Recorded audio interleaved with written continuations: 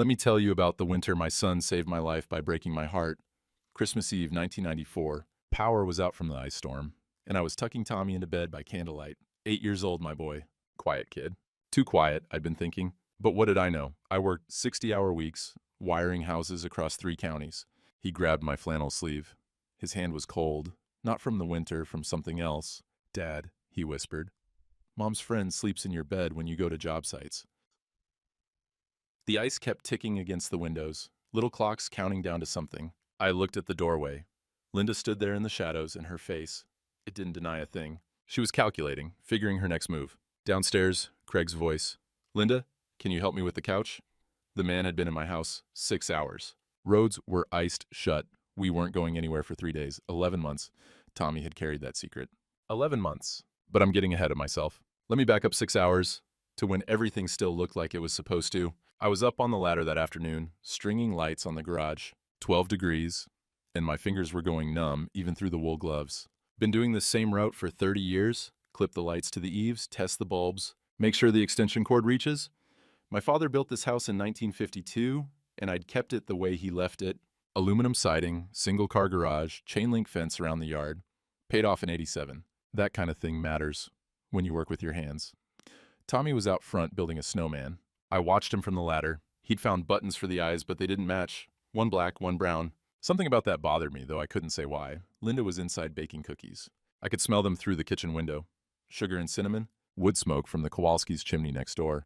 30 years we'd been married. Not perfect, but whose marriage is? You put in the work, keep your promises, provide. That's what a man does. I came down the ladder and headed for the side door. My truck sat in the driveway, the old '86 Ford I'd been nursing along. Started rough in the cold, but it always started. You maintain things right, they last. Inside, Linda was pulling a sheet of cookies from the oven, burned on the edges, not like her. She kept glancing at the window, watching the driveway. Expecting someone? I asked. What? No. Just checking the weather. The cookies smelled wrong. Not bad, just off. Like when you wire a circuit and one connection isn't quite flush. Everything works, but you know it's not right. Tommy came in through the front, tracking snow. His snowsuit was wet, but not from playing. More like he'd been standing still, getting cold. You okay, bud? He nodded, didn't look at me. Go get changed. Dinner's at 6. He went upstairs without a word. 8 years old shouldn't be that quiet. The headlights hit the window around 4:30. Linda's whole body changed, straightened up, touched her hair. I was at the kitchen table with the newspaper, but I saw it. The knock came too loud, too familiar. Nobody knocks like that unless they've knocked before. Linda rushed to the door. I stayed at the table. Craig, oh my God, come in, you must be freezing. Craig Bellamy. Owned the gym where Tommy played basketball, 38, maybe 40. Built like he still thought he was playing college ball. Yellow hair, expensive jacket, overnight bag in his hand, an overnight bag. For a welfare check. Hey, buddy. He said it to Tommy, who'd come back downstairs. Tommy didn't smile back. Walt. Craig nodded at me. Used my first name like we were friends. We weren't friends. Storm's supposed to be bad, he said, setting his bag down in my mudroom. Just wanted to make sure you guys were okay. Linda was already pouring him coffee. Knew where the good mugs were, the ones we saved for holidays. That's thoughtful, I said. Well, you know, neighbors helping neighbors. We weren't neighbors, he lived across town. He sat down at the table without being asked, picked up the sports section like he'd done it 100 times before. Linda served him a plate of cookies. Served him first, then me. That's not how it worked in this house. Or it hadn't been. The ice started hitting the windows around 5. Little taps, then harder. The lights flickered once, twice. Might lose power, Craig said. Good thing I brought candles. He pulled a pack from his jacket pocket. Our brand. The ones Linda bought at the hardware store. The lights went out at 5:40. Tommy was sitting on the stairs, watching everything. His eyes moved between his mother and Craig, then to me, waiting for something, waiting for me to see it. Linda lit the candles Craig brought. The flames made shadows on the walls, and suddenly my house felt different. Smaller, like someone else's place. Well, Craig said, stretching back in my chair, my recliner, the one with the split armrest I'd been meaning to fix. Looks like I'm stuck here till morning. Roads are gonna be hell. He said it like it was an accident, but his bag was too packed for an accident. Toiletries, change of clothes, phone charger, coiled neat. You don't pack like that for a quick check-in. Dinner was strange. Linda made pot roast, and she served it wrong. Craig first, then Tommy, then me. She asked Craig how he wanted his coffee. She already knew. She didn't ask me. Tommy ate 3 bites and asked to be excused. It's Christmas Eve, Linda said. You need to finish your dinner. I'm not hungry. Thomas, let him go, I said. She glared at me. Then her face shifted, softened. Okay, sweetie, go brush your teeth. After Tommy left, Craig told a story about the gym, some problem with the lease. Linda laughed at the punchline. I didn't hear a punchline. Around 8, I went out to the garage. Needed air, needed to think. The space heater glowed orange in the corner. I sat on the stool by my workbench and looked at my father's tools. Klein pliers from 1951, still perfect. Wire strippers wrapped in oilcloth. He'd worked 47 years to buy this house, passed it to me with a handshake and 5 words. Take care of your family. I was trying. I thought I was trying. When I came back inside, Craig was coming out of my bathroom. My bathroom. Upstairs. There was a half bath by the kitchen, no reason to go upstairs. Needed to wash my hands, he said, passing me in the hallway. I went into the bathroom. My razor was on the sink, not in the drawer where I kept it, on the sink. In the bedroom, I checked the nightstand. Linda's side. There was a pack of Marlboro Reds in the back. Linda quit smoking in 1989. I was there. 6 months of nicotine gum and bad moods, but she quit. Craig smoked Marlboro Reds. I'd seen the pack in his jacket. I picked up the pack. The tax stamp said July 1994. 3 months old. 3 months of someone smoking in my bedroom. 10 o'clock. Time to get Tommy to bed. Christmas Eve ritual. I always tucked him in, told him about Santa, made sure he was settled. I went to his room. He was under the covers, staring at the ceiling. Big day tomorrow, I said, sitting on the edge of his bed. Santa's coming. Dad. Yeah, Bud. His hand shot out and grabbed my sleeve. His hand was so cold. Dad, I need to tell you something. The ice kept ticking. The candle on his dresser flickered. What is it? He looked at the door. Linda's shape moved in the hallway, listening. Mom's friend sleeps in your bed when you go to job sites. The room went very quiet. Even the ice seemed to stop. Tommy, Linda's voice from the hallway. I looked up. She was standing in the doorway, and her face wasn't panicked, wasn't apologetic. She was thinking, calculating, figuring out what to say, what story would work. From downstairs, Linda, can you help me with the couch? Craig's voice. Comfortable? Easy. Like he lived here. I looked back at Tommy. His eyes were wet, terrified. Did I do something wrong? He whispered. I couldn't answer. Didn't have words yet. Linda disappeared down the hallway. I heard her footsteps on the stairs. The ice storm howled louder. We weren't going anywhere. Not for 3 days. I went downstairs. Had to. Couldn't hide in Tommy's room all night, and the boy needed to sleep. Needed to think I had this handled. Even if I didn't. Craig and Linda were in the living room, arranging blankets on the couch. They moved around each other like dancers who'd practiced the steps. She handed him a pillow. He knew which one he wanted. All set? I asked. Linda jumped. Oh, yes. Just making sure Craig's comfortable. Guest room's upstairs, I said. Bed's already made. Couch is fine, Craig said. Smiled at me. Don't want to be any trouble. But he was already trouble. He just didn't know I knew it yet. I went to bed. Linda came up 20 minutes later. She got under the covers on her side, and we lay there in the dark, not touching. The ice kept hitting the windows. Down the hall, I could hear Tommy crying, soft, trying not to be heard. I didn't sleep. Christmas morning, the power was still out and the house was cold. I got up before dawn, got the fire going in the fireplace. Old habit from my father. You take care of the warmth first, then everything else. Craig came down around 7, hair wet. He'd use my shower again. Use my towel. I could see it hanging wrong on the rack through the bathroom door. Merry Christmas, Walt. He headed straight for the coffee pot. Knew where Linda kept the filters. Knew how much coffee she used. 2 scoops, not 3. I watched him from the doorway. Linda came down in her robe. Smiled at Craig first, then at me. That order mattered. Tommy stayed upstairs until we called him. Came down in his pajamas, wouldn't look at anyone. There were presents under the tree. I'd bought Tommy a new baseball glove. Linda got him clothes. And there, in the back, 3 wrapped boxes with Craig's name on the tags. He'd brought presents to my house for my family's Christmas. Tommy opened his gifts slow. The glove, the clothes, a book from his aunt. Then Linda handed him one of Craig's boxes. Mr. Bellamy brought you something too. Tommy held it like it might bite. Opened it careful. It was a basketball jersey. Nice one. Official. Had Tommy's last name printed on the back. Thought you'd like that, champ, Craig said, for when you make the travel team. Tommy set it aside. Didn't say thank you. I didn't make him. Linda opened her gift from Craig next. Perfume. Expensive bottle. French name I couldn't pronounce. She sprayed some on her wrist. Held it up to smell. Her eyes closed. She smiled. I gave her a sweater. Practical. From Sears. She said it was nice. folded it, and set it with Tommy's pile. Craig opened his gift from Linda. A watch, leather band, clean face, not cheap. When did you get that? I asked. A few weeks ago, Linda said. I've been planning Christmas gifts since November. November? 2 months of her shopping for Craig while I was on the Pennsylvania job site. We ate breakfast. Linda cooked eggs, gave Craig scrambled. His preference, apparently, gave me fried. Wrong. I always ate scrambled. 30 years, she knew that. Or she forgot. Or she was so used to cooking for Craig, she forgot which man she was married to. After breakfast, Craig sat in my chair, the recliner, remote in his hand, flipping through channels. Leg kicked up on the footrest. Linda brought him coffee without asking. Knew he was running low. I went to the garage, needed to think, needed space. The space heater hummed in the corner. I sat on my stool and stared at the wall. My father's tools hung there, organized, labeled, each one clean and oiled. He never said much, just worked. Came home, fixed things, went to bed. I'd learned from watching him, learned that silence was strength, that you showed love by providing, not by talking.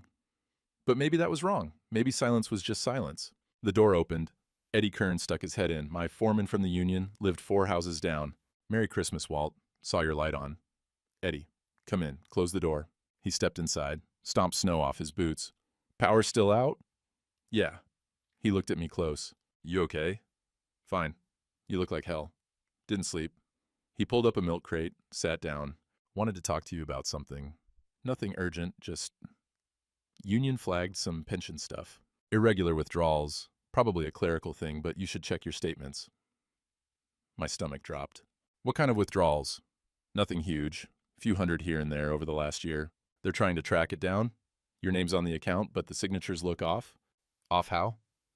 Too neat, like someone copied it careful but not quite right. I thought about Linda, her handwriting, how she always handled the bills, the paperwork. Said she was helping, taking stress off me while I worked overtime. I'll check it, I said. Probably nothing, Eddie said.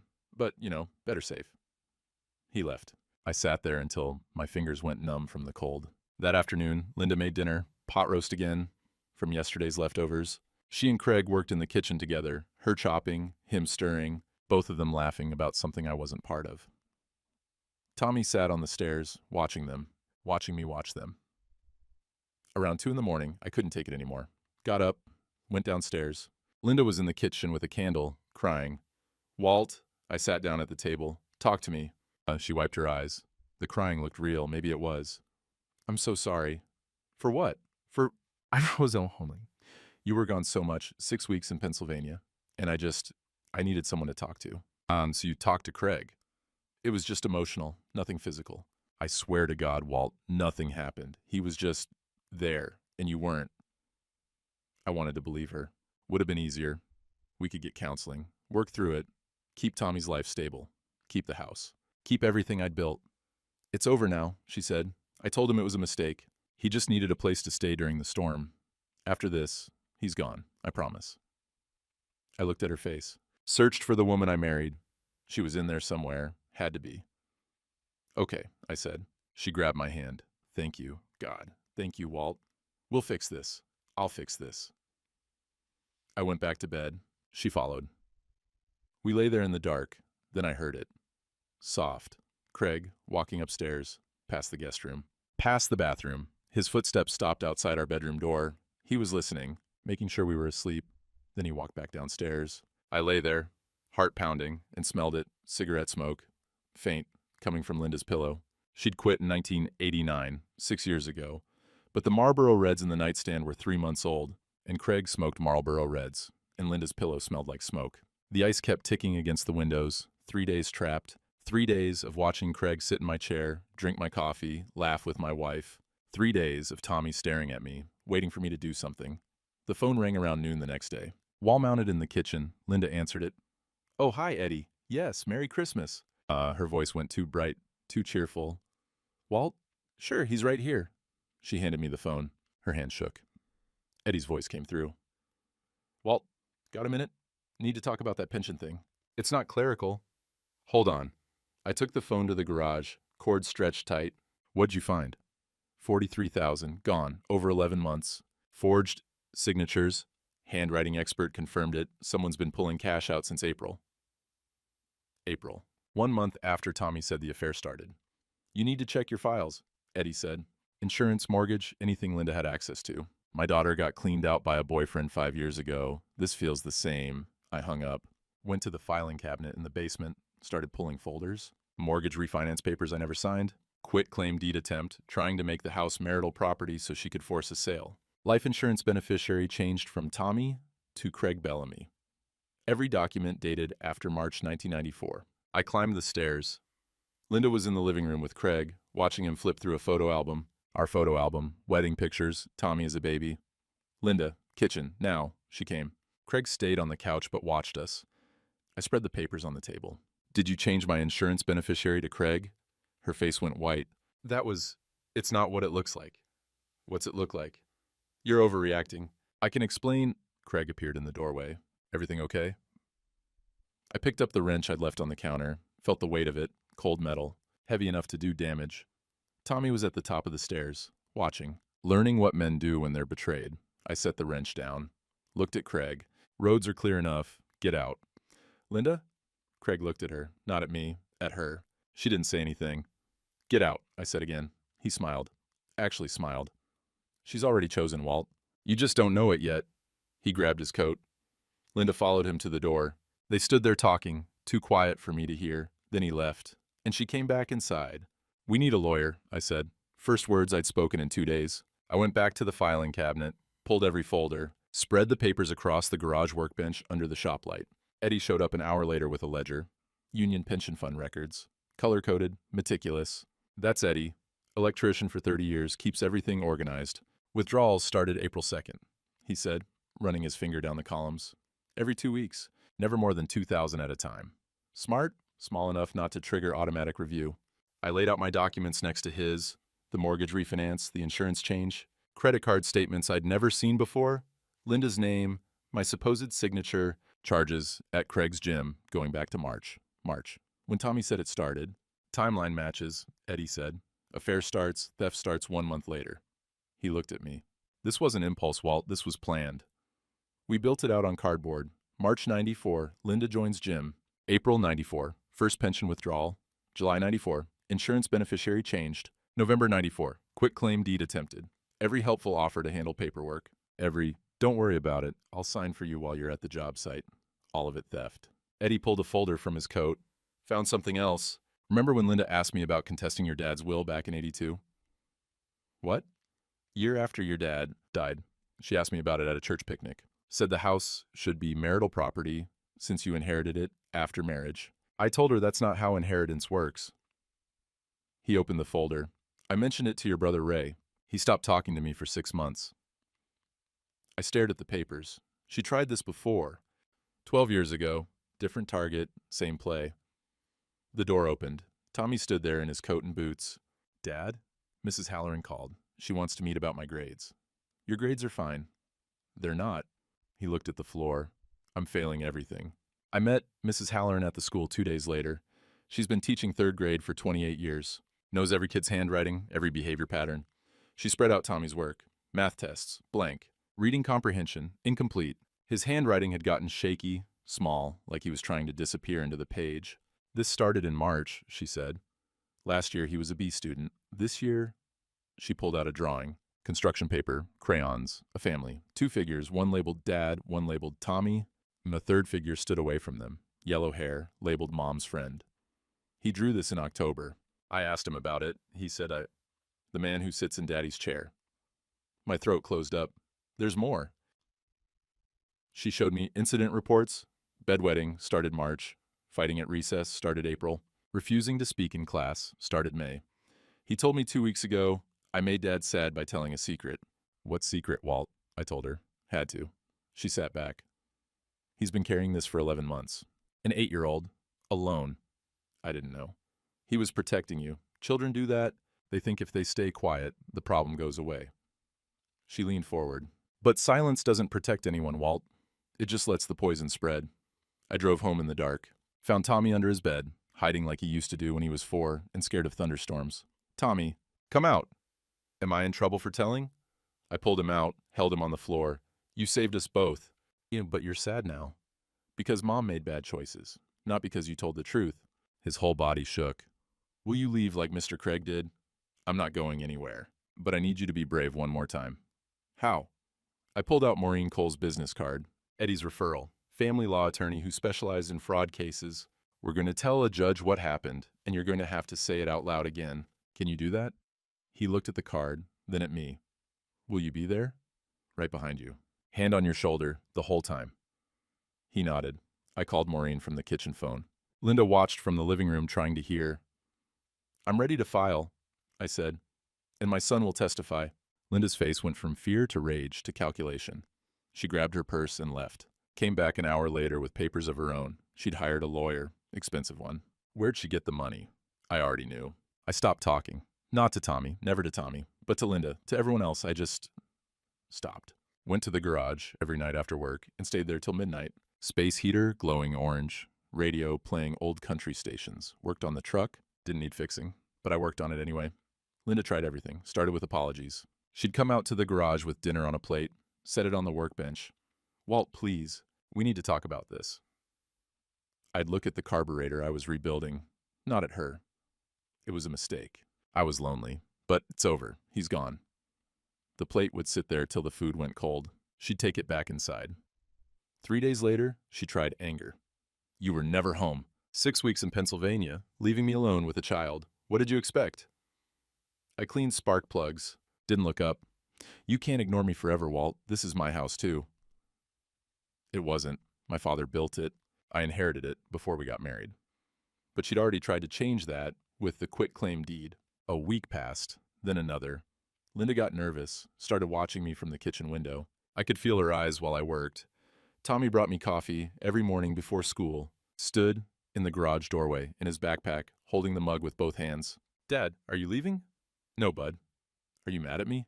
Never. Then why won't you talk? I didn't have an answer for that. The truth was, I'd learned silence from my father. He came home from the steel mill, ate dinner, fixed things, went to bed, never raised his voice, never said I love you, just worked. Figured that was how men showed love. By providing, by being there, by not causing trouble. But now I was doing the same thing. And Tommy was watching, learning that when life gets hard, you go quiet. Swallow it down. Don't make waves. My father died alone in this garage, radio playing big band music. Heart attack at 68, I found him slumped over his workbench. He never told us he'd been having chest pains. Never complained, just stayed silent until silence killed him. And here I was, teaching Tommy the same poison. January 15th. Report card came in the mail. All Fs. Tommy had been a B student in the fall. Mrs. Halloran's note. We need to talk. This is serious. Linda opened the envelope first. Read it in the kitchen. Didn't say a word to me. Just set it on the counter and walked away. I sat in the garage that night, staring at those Fs. 11 months Tommy had carried this. 11 months of bedwetting, nightmares, failing school, all because he thought telling the truth was wrong, because he was learning from me that silence was safety. The phone rang inside, didn't answer it, let it ring. 20 minutes later, Eddie showed up, knocked on the garage door. You gonna make me stand in the cold or can I come in? I opened the door. He sat on the milk crate. Mrs. Halloran called me, said you won't return her calls, said Tommy's drowning. I know. So what are you doing about it? I don't know. Eddie looked at me for a long time. My daughter was 19 when her boyfriend started stealing from her, maxed out her credit cards, forged her signature on a car loan. Took me 6 months to figure it out because she was too ashamed to tell me. Eddie, she tried to kill herself, Walt. Pills. We found her in time, got her stomach pumped, but he stopped, swallowed hard. She's okay now, married, 2 kids. But she told me later, she said she stayed quiet because she thought that's what she was supposed to do, thought asking for help meant she failed. He stood up. You're teaching Tommy the same thing right now. That silence is strength, but it's not. It's just fear with a different name. After he left, I sat there until my hands went numb. Sunday morning, church. Father Nowak's sermon was about forgiveness and marital fidelity. People kept glancing our way. Linda stared straight ahead. Tommy held my hand tighter than usual. After Mass, 3 older women hugged me in the parking lot. Didn't say anything, just squeezed tight and moved on. Mrs. O'Malley, Mrs. Kowalski, my cousin's wife, and Irene Brennan. Linda's mother, Irene, stood there for a second looking at her daughter across the parking lot. Then she walked over to me instead. Put her hand on my shoulder. You're a good man, Walt. Better than she deserves. Linda saw it, her own mother choosing sides. That's when a truck pulled into the lot. Ray, my brother. Hadn't seen him in 12 years. Not since Dad's funeral, when we fought over the will. Ray got the tools, I got the house. We both felt cheated. He parked and walked over, nodded at me. Eddie called, said you needed help. I don't need... Yeah, you do. Nobody touches a Kowalski's pension. That's blood money. Our father worked 47 years for that. Linda stood by her car, watching, realizing she was outnumbered. Ray handed me a folder. Found this in my attic from 1982, year after Dad died. Linda asked me about contesting the will. Wanted me to claim the house should have been split. I said no. We stopped talking after that. I thought you put her up to it. I opened the folder. Legal documents. Notes in Linda's handwriting. Planning to contest Dad's will before the ink was dry. She's done this before, Ray said. Just picked a different target this time. Tommy came over, stood next to me. Ray looked down at him. You must be Tommy. I'm your Uncle Ray. Your dad and I used to be stupid. We're done being stupid now. That afternoon, I took Tommy to the diner. Neutral ground. Ordered him a grilled cheese and fries. Am I going to have to live with Mom? He asked. I don't know yet. That's what the judge decides. I don't want to. Well, why not? Because she told me not to tell. She said it would hurt you, but it hurt more to keep quiet. I looked at my 8-year-old son, braver than me, braver than my father. Braver than 2 generations of Kowalski men who thought silence was strength. Eddie slid into the booth next to Tommy. Wasn't a coincidence. I'd asked him to meet us. He pulled out a business card. Walt, you know what you gotta do. I looked at the card.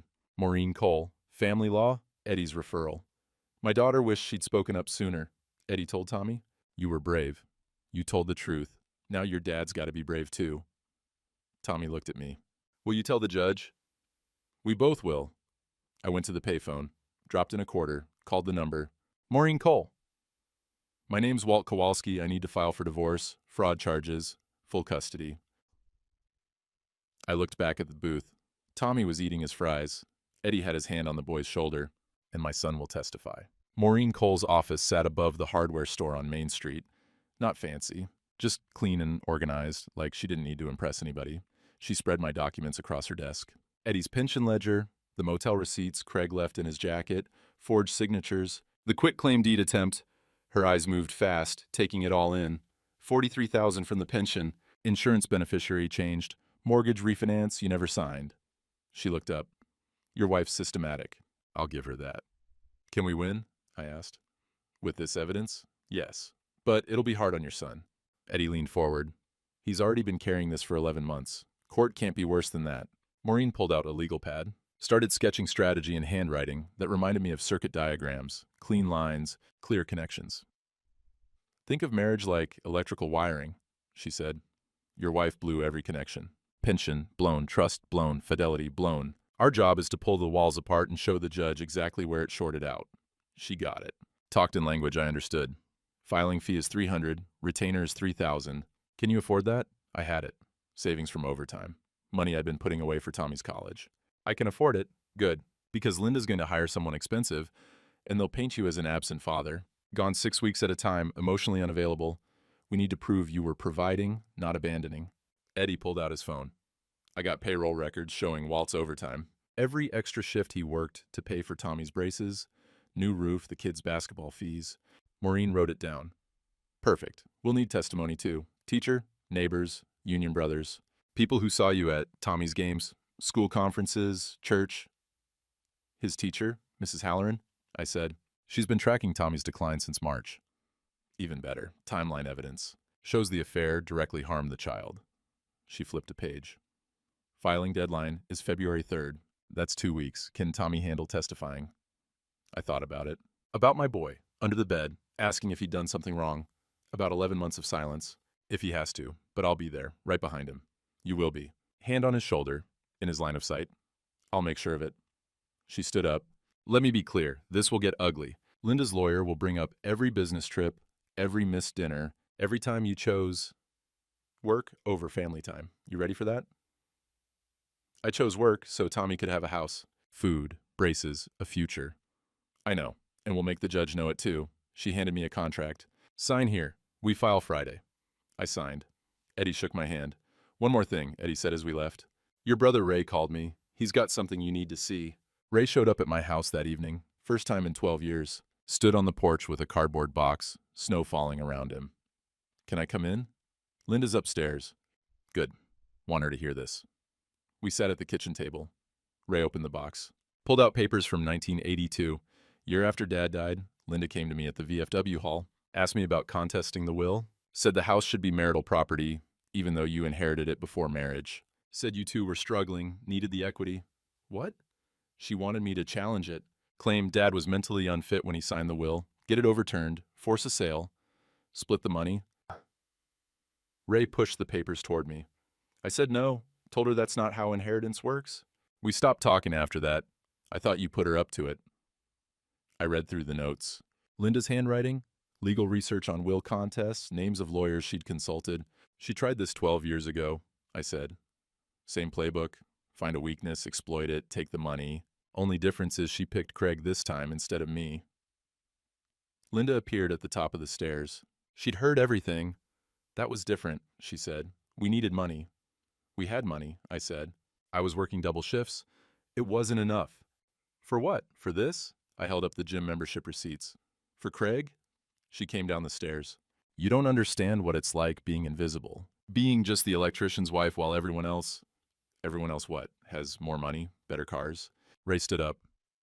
Dad worked 47 years in a steel mill, came home with burns on his hands every day, never complained, bought this house one paycheck at a time, and you wanted to sell it to fund your midlife crisis. Get out, Linda said. Gladly. Ray looked at me. I'm testifying, showing the judge this isn't impulse, it's pattern. She's been working this angle since before I stopped talking to you. After he left, Linda and I stood in the kitchen. The house was quiet except for the furnace running. You're really going through with this, she said. You stole from me, from Tommy's future. Changed my insurance to make Craig the beneficiary. What did you think would happen? I think you're going to regret this. Already do. Should have seen it sooner. The next day, Maureen's office again, this time with Tommy. After school, 3:30, winter sun already setting. Maureen had action figures on her desk. G.I. Joe, a Barbie, a green army man. Tommy, let's practice. Pretend this G.I. Joe is you. This Barbie is your mom. This soldier is Mr. Craig. Tommy looked at me. I nodded. Where did you see them together? Maureen asked. Tommy moved the figures. In Dad's room, when Dad was in Pennsylvania. How did you know? I woke up one night, heard voices, looked in the room. Mr. Craig was there. What happened when you told your dad? Tommy's voice got small. Mom got scared. She said I misunderstood, but I didn't. Maureen's voice stayed gentle. Why didn't you tell sooner? Because, Tommy started crying, because I thought it was my fault, that I did something wrong, and that's why Mom liked Mr. Craig better. I moved to grab him, but Maureen shook her head. Let him finish. It was never your fault, she said. You were protecting your dad. That's brave. That's what we're going to tell the judge. That you told the truth even when it was scary. Tommy wiped his eyes. Will a lot of people hear? Yes. But they'll believe you, because you're telling the truth. We drove home in silence. Tommy fell asleep against the window. I looked at him in the rearview mirror, 8 years old, braver than any Marine I'd served with in Vietnam. At a stoplight, I said it out loud for the first time in his life. I'm proud of you, son. He didn't wake up. But I'd said it, the words my father never gave me. We could break the curse, one word at a time. February 5th, Sunday morning, St. Casimir's Catholic Church, same pew we'd sat in for 30 years. Linda and I hadn't spoken in 3 days. Tommy sat between us like a buffer. Father Nowak's sermon was about forgiveness, reconciliation between husband and wife, the sanctity of marriage vows. People kept glancing our way. The whispers had spread. Small town, church gossip moves faster than electricity. After Mass, we filed out to the parking lot. That's when the process server approached. Linda Kowalski? Yes? He handed her the papers. Divorce petition, fraud charges, emergency custody motion, restraining order against Craig Bellamy, 500 feet from Tommy at all times. She opened the envelope right there in front of everyone. Read the first page. Her face went white. You're really doing this? Here? I stood with Ray on one side, Eddie on the other. Maureen had parked across the street, watching to make sure service was clean. You did this, I said. I'm just responding. Father Nowak approached, looking concerned. Linda, if you need to talk. I'm fine. She shoved the papers back in the envelope. I'm fine. But she wasn't. Her hands shook. She looked around at the congregation, Mrs. O'Malley, Mrs. Kowalski, the Brennans, everyone she'd sat with for years. They all looked away. Then Irene Brennan walked past her own daughter, came straight to me, put her hand on Tommy's head. You call me if you need anything, Walt. Babysitting, meals, whatever. Linda's mother, choosing us. A black Mercedes pulled into the lot. Expensive. Out stepped a man in a suit that cost more than my truck. Slicked back hair, cologne you could smell from 10 feet away. Mrs. Kowalski? I'm Richard Vance. We spoke on the phone. Linda's lawyer, the kind who advertises on highway billboards. He looked at the papers, then at me. Mr. Kowalski, I'll be advising my client not to speak with you directly. All communication goes through me. Fine by me. I will be filing a counter petition. Emotional abandonment, financial neglect. My client was left alone for extended periods with no support system. She sought companionship. She sought my pension fund. Eddie said, $43,000 worth. Vance smiled. Didn't reach his eyes. We'll address those allegations in court. Good day. He guided Linda to his car. She looked back once before getting in, not at Tommy, at me. Her face was calculating again, already planning her defense. The next week, the casserole started arriving. Mrs. O'Malley brought tuna noodle on Monday, left it on the porch with a note, "For you and Tommy, God bless." Tuesday, Miss Kowalski dropped off pot roast. You need anything, Walt? Anything at all. Wednesday, 3 Union brothers showed up with pizza and beer. Sat in my living room. Didn't talk about the case. Just showed up. Eddie came by Thursday with paperwork. Got 5 guys who'll attend the hearing. Moral support. Judge will see you're not alone. You don't have to. We're Union, Walt. Nobody touches our brothers. Friday, Mrs. Halloran called. Wanted to meet with Maureen. Brought a file, an inch thick. Tommy's decline documented in detail. Drawings dated and labeled. Grade reports showing the drop from B's to F's. Incident reports for bedwetting, playground fights, withdrawal. A timeline matching exactly with March 1994. I've been teaching 28 years, she told Maureen. I know what trauma looks like. This boy has been drowning since March, and now I know why. Maureen added it to our evidence binder. The thing was getting thick. Pension records, motel receipts, forged documents, medical records, school records, Ray's 1982 files. Linda's lawyer will argue you were absent, Maureen said. We counter with this. Proof you were present for what mattered. School conferences, church, Tommy's games. Then we show that Linda's affair directly caused Tommy's trauma. Timeline's airtight. February 13th, night before the hearing. Tommy couldn't sleep. I found him at 10 o'clock, staring at his ceiling, nightlight casting shadows. What if the judge doesn't believe me? I sat on his bed. Then we'll know we tried. That's more than your grandpa ever did. Grandpa? He kept everything quiet. Never said what he was feeling. Never asked for help. Died alone in the garage because he thought silence was strength. I put my hand on Tommy's shoulder, but he was wrong. Silence protects nobody but the guilty. Will Mom hate me? I wanted to lie. Tell him everything would be fine. She'd understand. Families always work things out. But I'd spent 11 months lying to myself. Maybe for a while, but I'll love you more for your bravery. What do I say if I get scared? Look at me. I'll be right behind you. Hand on your shoulder. There was a knock at the door. Ray holding a thermos. Hot chocolate. Figured the kid might need it. When Ray, who'd never had kids, never knew what to say to them, making hot chocolate at 10 at night because his nephew couldn't sleep. We sat on Tommy's bed, the 3 of us, drank hot chocolate in silence, but it was a different kind of silence. Not the avoiding kind, the comfortable kind. Tommy finally asked, Uncle Ray, why did you and Dad stop talking? Ray looked at me. Pride, stupidity. We fought over your grandpa's will instead of remembering what your grandpa wanted, for us to take care of each other. Are you taking care of each other now? Yeah, kid, we are. Tommy fell asleep around 11. Ray and I stayed in the room watching him breathe. He's braver than us, Ray said. Always has been. Dad would have handled this different. Would have stayed quiet, let it eat him up. I almost did the same thing, but you didn't. You're choosing different. That's harder. We went downstairs. Ray headed for the door, then stopped. Tomorrow, when Tommy's on that stand and he looks scared, you remember something? Dad never told us he loved us. Never said he was proud. Died without saying it once. He looked at me. Don't be Dad. Say the words. After he left, I sat at the kitchen table. Tried to sleep. Couldn't. February 14th, Valentine's Day. Hearing started at 9 a.m. The irony wasn't lost on me. A day about love, and I was ending my marriage. I got up at 5, made coffee, watched the sun come up over the same street I'd watched for 30 years. Tommy came down at 6, dressed in his church clothes without being asked. Ready? I asked. No, but I'm going anyway. That's all courage is, doing it scared. We drove to the courthouse in silence. Eddie met us at the steps. Ray pulled up right behind. Mrs. Halloran arrived with her file. 5 Union brothers, in work coats, standing together. Maureen came last. Let's go prove your family's worth fighting for. We walked in together. The courtroom smelled like old wood and floor polish. Radiator hissing in the corner. February cold seeping through the windows. Judge Patricia Nordstrom's chambers had a photograph on the wall.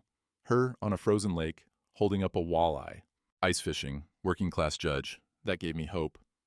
Linda sat at the plaintiff's table with Richard Vance. She wore a navy dress, pearls, looked respectable, looked like a woman wronged, not a woman who'd stolen $43,000.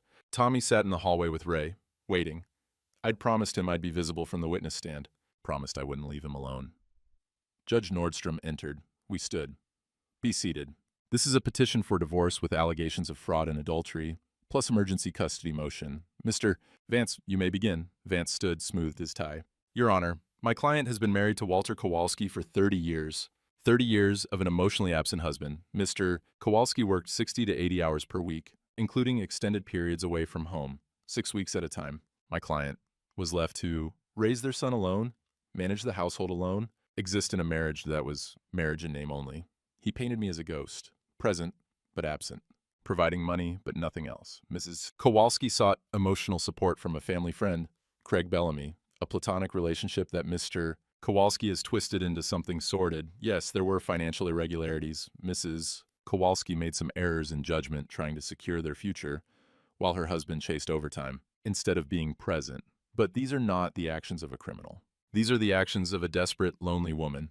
He sat down. It sounded convincing. For a second, I wondered if the judge would buy it. Maureen stood. No fancy suit, just a clean blazer and the evidence binder. Your Honor, loneliness doesn't justify theft. Emotional need doesn't excuse fraud. And no amount of work absence justifies stealing a man's pension and traumatizing his child. And she opened the binder. I have 43,000 reasons why Mrs. Kowalski's actions were criminal, not desperate. May I call my first witness? Proceed. I call Edward Kern. Eddie took the stand, sworn in, sat with his hands folded, calm as Sunday morning. Mr. Kern, you're the union pension administrator? Yes, ma'am. 23 years. Can you explain these withdrawals? She handed him the ledger. Eddie put on his reading glasses. Starting April 1994, someone made withdrawals from Walter Kowalski's pension fund, $2,000 every 2 weeks, total of $43,000 over 11 months. The signatures were forged. Handwriting analysis confirmed it. We compared them to documents signed by Mrs. Kowalski. Perfect match. Vance objected. Hearsay regarding the handwriting analysis. I have the expert's report right here, Your Honor. Maureen submitted it. Certified forensic document examiner. 98% certainty. The signatures are Linda Kowalski's attempt to forge her husband's hand. Judge Nordstrom reviewed it. Objection overruled. Continue. Eddie went through every withdrawal. The dates, the amounts, the pattern. Professional. Devastating. Thank you, Mr. Kern. Maureen called her next witness. Dolores Halloran. Mrs. Halloran took the stand, looked at Tommy through the window. He waved. She smiled. Mrs. Halloran, you're Thomas Kowalski's third-grade teacher? Yes, for the full academic year. Can you describe Thomas's behavior in fall of 1993? Excellent student. B average. Participated in class. Well-adjusted. Happy child. And in spring of 1994, Mrs. Halloran's voice tightened. Complete decline. Failing grades starting in March. Bedwetting incidents, fighting on the playground, withdrawal from peers. He drew pictures of a man in Daddy's chair. Yellow hair. When I asked who it was, he said Mom's friend. As she submitted the drawings, dated March through December, a visual timeline of trauma. Did Thomas ever tell you why he was struggling? 2 weeks ago, he said, I made Dad sad by telling a secret. I asked what secret. He said, about Mom's friend sleeping in Dad's bed. Linda whispered something to Vance. He shook his head. Thank you, Mrs. Halloran. Next came Ray. He brought the 1982 documents, explained how Linda had tried to get him to contest Dad's will, showed the pattern. This wasn't impulse, it was method. Then the motel manager, middle-aged woman, looked bored until Vance tried to rattle her. How can you be certain it was Mrs. Kowalski? Because she called him baby at the front desk. Because I saw her every Wednesday for 11 months. Room 114, 2 to 4 p.m. Thought they were married until Mr. Kowalski showed me his wedding photo. Different woman. She submitted the registration cards. 47 of them. Craig's signature on every one. Judge Nordstrom called a recess. Back in 1 hour. We stood in the hallway. Tommy pressed against my side. Is it over? Not yet. Craig's testifying next. Craig showed up 10 minutes before court resumed. Confident stride, gym clothes under a sport coat, smiled at Linda, ignored me. He took the stand like he was doing us a favor. Mr. Bellamy, Maureen began, you were friends with Mrs. Kowalski? Yes. I coached her son's basketball team. We became close. How close? Emotionally supportive. She was lonely. I was there for her. Were you physically intimate? No. Maureen pulled out the motel receipts. You're testifying under oath that you never rented room 114 at the Starlight Motor Inn? Correct. Not once in 11 months? Not once. Maureen handed him the registration cards. This is your signature, correct? Craig looked at them. His confidence flickered. Those could be anyone's. Your Honor, I have a handwriting analysis comparing these signatures to Mr. Bellamy's gym membership applications. Perfect match. Craig's lawyer started to object, but it was too late. Craig was digging deeper. I may have rented a room for business. The gym needed a motel room every Wednesday from 2 to 4 p.m.? His face reddened. I want to invoke my Fifth Amendment right. Too late. The damage was done. Judge Nordstrom leaned forward. Mr. Bellamy, I'm not interested in your affairs, but I am interested in perjury. You just testified you never rented that room. Now you're saying you did. Which is it? You're dismissed. And I'm forwarding this transcript to the prosecutor's office. Craig left the stand. Wouldn't look at Linda. Mrs. Cole, any other witnesses? Yes, Your Honor. Thomas Kowalski. The courtroom went quiet. Tommy walked in. 8 years old in a button-up shirt too big for him. Ray had bought it yesterday. I stood and walked him to the stand. Put my hand on his shoulder, met his eyes. I'll be right there. Behind you, the whole time. He nodded. Took the oath in a voice so small the stenographer asked him to repeat it. Maureen kept it simple. Tommy, where did you see Mr. Bellamy? In my dad's room, when Dad was in Pennsylvania. Did you tell your mom you saw him? Yes. What did she say? She said I misunderstood, that I should keep it quiet, that it would hurt Dad. But you told him anyway. Why?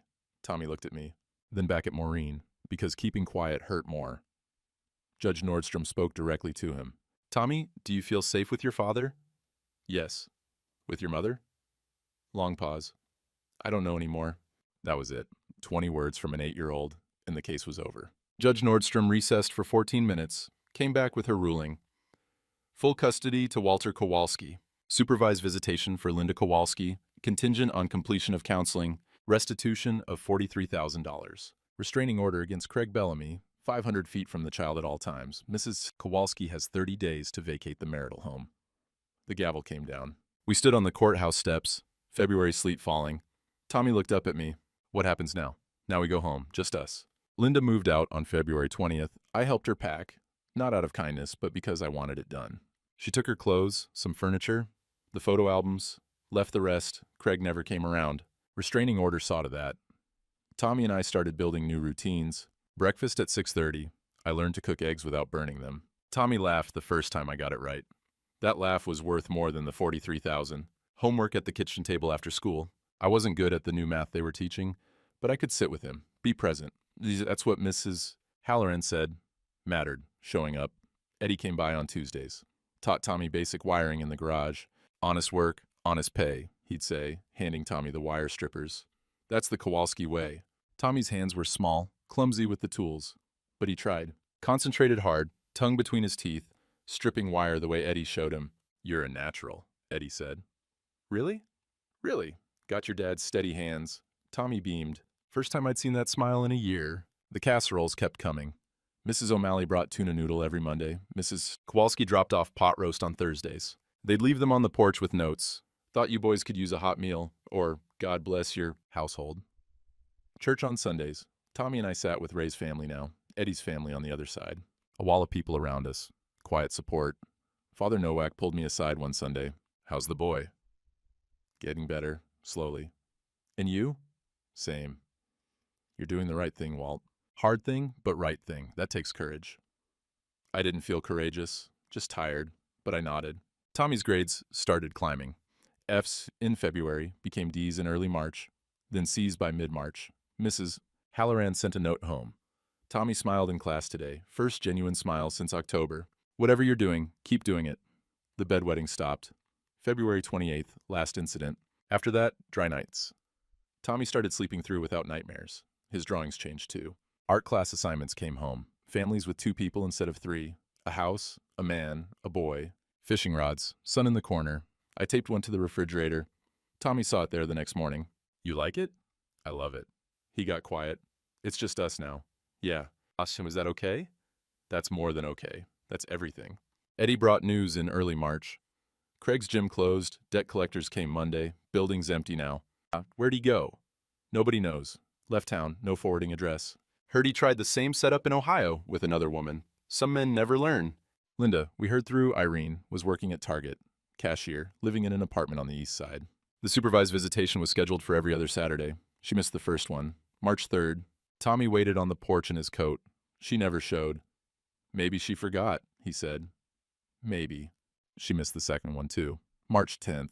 This time Tommy didn't wait on the porch. Just shrugged when I told him she'd called to cancel. It's okay, Dad.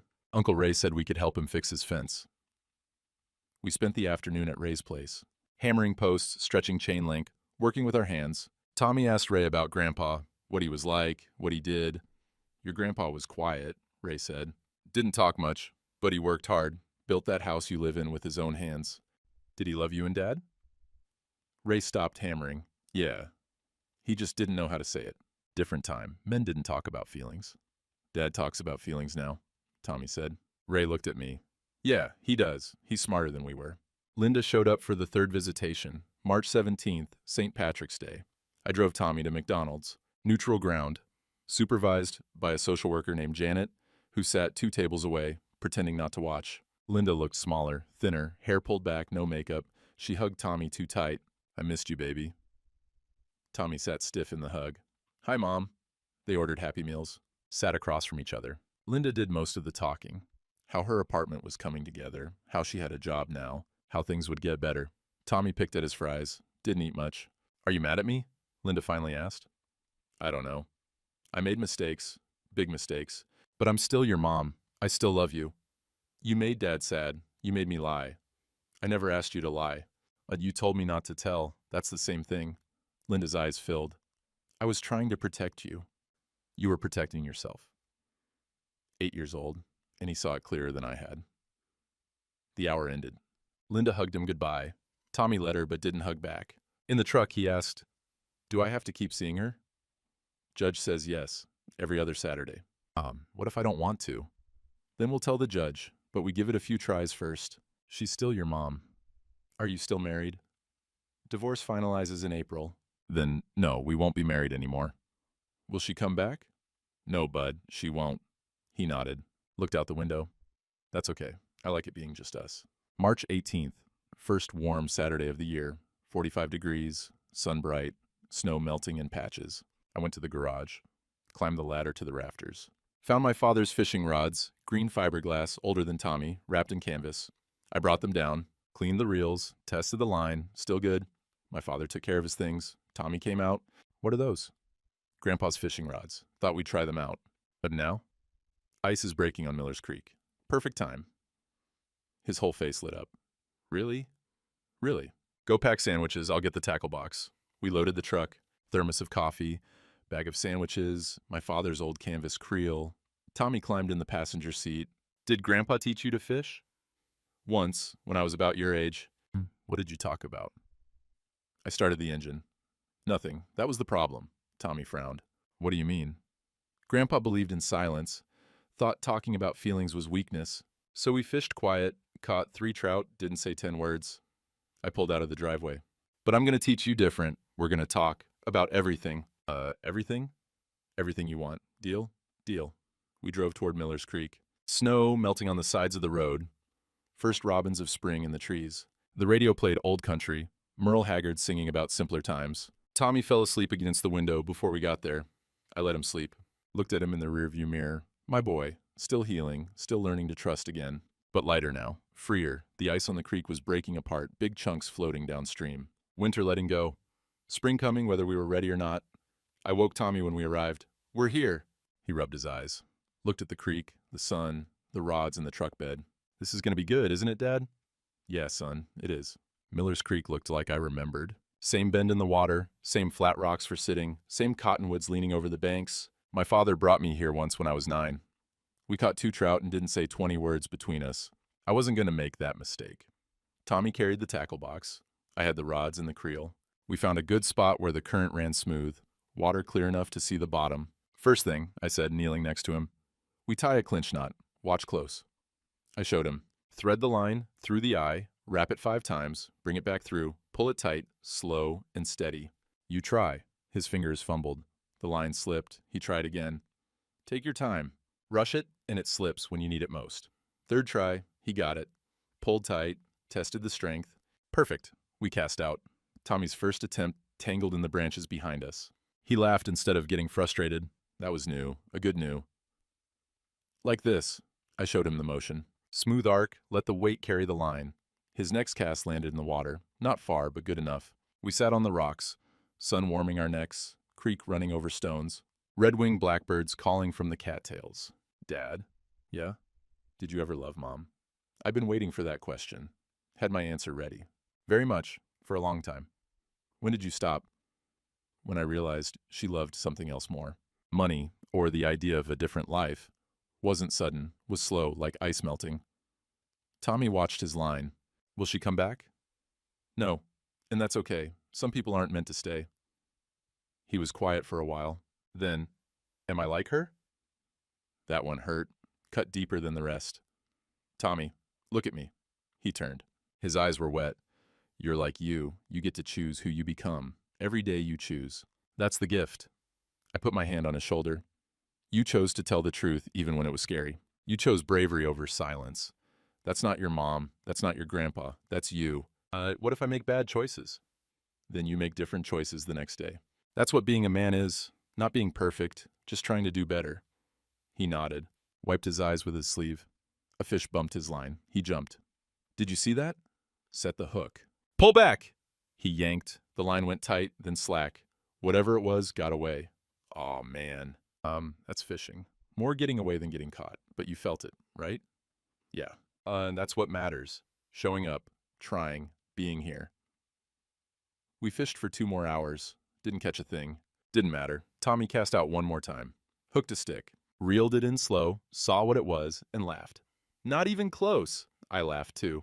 First real laugh I'd had in months. We packed up around 3. Tommy carried the tackle box back to the truck, walking ahead of me on the path. Dad? Yeah, Bud?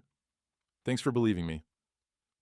I stopped walking. Those words hit harder than I expected. Thank you for being brave enough to tell. We drove home in comfortable silence. Not the avoiding kind my father taught me, the easy kind. The kind where you don't need words because you're both exactly where you're supposed to be. Tommy fell asleep against the window, radio playing low. I looked at him in the rearview mirror, mouth open, head tilted, fishing rod between us on the bench seat. My boy, my brave boy. We pulled into the driveway as the sun was setting. Same house my father built in 1952, same aluminum siding, same chain link fence, but different now, lighter. Some legacies you keep, the house, the tools, the rods, the honest work. Some you leave behind, the silence, the fear, the shame. Tommy stirred awake. We home? Yeah, we're home. Good day, Dad? Best day in a long time, son. We walked inside together. 2-person family, complete.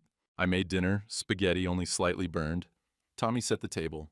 We ate and talked about school, about Uncle Ray's fence project, about whether we'd try fishing again next Saturday. After dinner, Tommy went upstairs to do homework. I cleaned the dishes, made coffee, sat at the kitchen table. His drawing was still on the refrigerator. 2 figures, a house, fishing rods, sun into the corner. I looked at it for a long time. 30 years I'd wired houses, made sure every connection was clean, every circuit safe, but I'd never checked the wiring in my own home. Never saw the short circuits, the blown fuses, the dangerous connections. Tommy saw it. An 8-year-old saw what I'd missed. He saved us both. Upstairs, I heard him brushing his teeth. Normal sounds, good sounds. I went up to say goodnight. He was already in bed. Night, Dad. Night, son. I turned to leave. Dad? Yeah? I love you. 3 words, simple, true. I stood in the doorway. My father never said them, not once in 68 years. He showed love by working, by providing, by being there. But he never said the words, and I'd almost made the same mistake. I love you too, Tommy. And I'm proud of you. Prouder than I know how to say. His smile was worth everything. Every court appearance, every dollar spent on lawyers, every hard conversation. "You're a good dad," he said. "I'm trying to be." "You are." I turned off his light, went downstairs, sat on the porch, even though it was cold. The street was quiet, same street I'd known for 62 years. But I was seeing it different now. Tomorrow we'd get up, make breakfast, go to church. Uncle Ray would sit with us. Eddie would ask about the fishing trip. Mrs.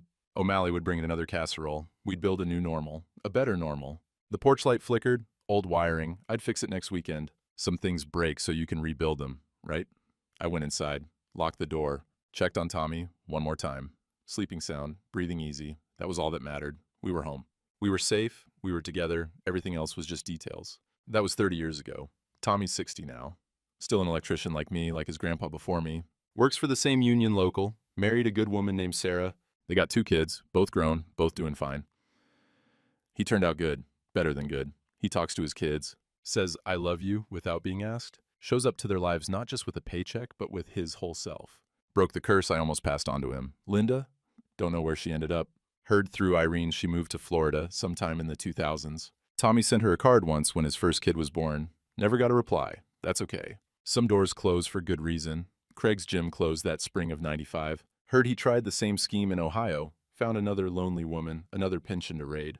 Some men never learn. Some men don't want to. But that's not my story anymore. That winter was the end of something, but also the beginning. Tommy called last week. Said he was bringing the grandkids over for Christmas Eve. His boy's 8 now. Same age Tommy was when he whispered that secret in the dark. I'm 92. Still living in the house my father built. Still got his tools hanging in the garage. Still got those green fiberglass fishing rods on the rafters. Yesterday, Tommy's boy asked me, "Grandpa Walt, why don't you talk about Grandma Linda?"